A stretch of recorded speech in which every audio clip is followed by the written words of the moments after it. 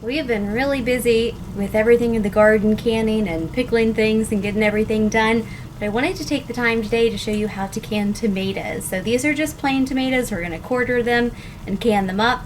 And I'll show you how we do them. It's pretty simple. So these are some of the tomatoes we'll be canning up. These are straight German tomatoes. You can really do it with most varieties of canning tomatoes or larger tomatoes. You can even do it with Roma tomatoes if you'd like.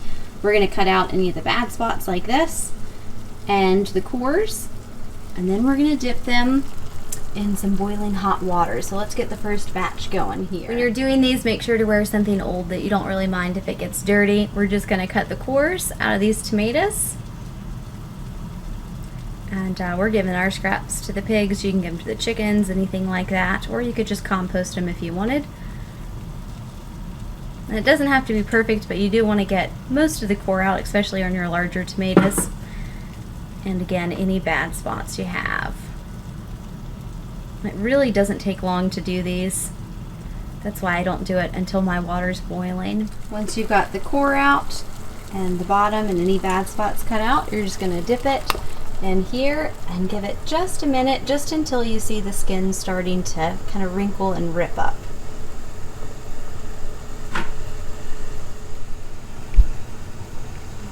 Alright, once you see the peel is starting to come off just like that, then it is ready to come out.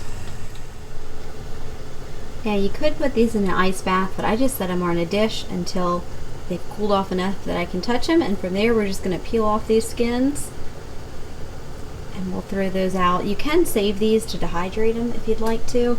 I'm just not going to mess with it today.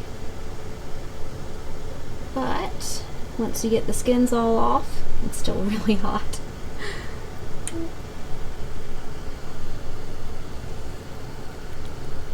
As you can see, the skins come off really easy like that. Just blanching them for that minute or two really helps.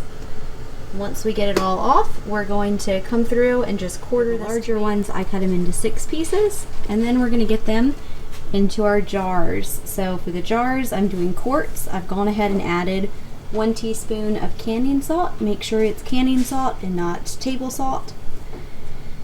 And then we're going to fill them up to 1/2 inch head space. Now this one's not full all the way. I'm going to go back and add some tomato juice to it.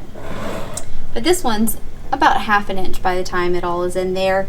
We still need to add lemon juice though. So we're going to add 1 teaspoon of lemon juice to each of these quarts.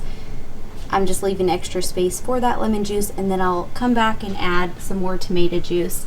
I do my tomatoes in a dish like this, where it can collect any extra juices, and after I get the lemon juice in there, I'll fill it up the rest of the way using these juices. So we've got all of our quarts filled. We're going to go ahead and add lemon juice to these. It's 1 teaspoon.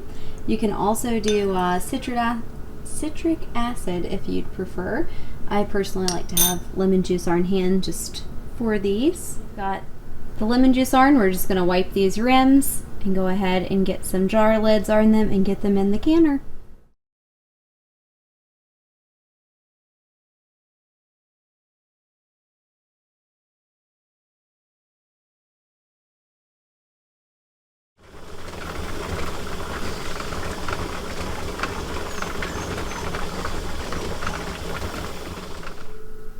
If your tomatoes come out looking like this, there's no need to worry. Tomatoes float, so this is completely normal. This is what they'll look like.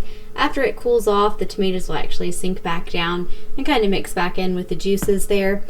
But just so you're aware, don't be surprised if they come out looking like this. They will look better once they're fully cooled off. I've just pulled these out. You can see they're still bubbling pretty good.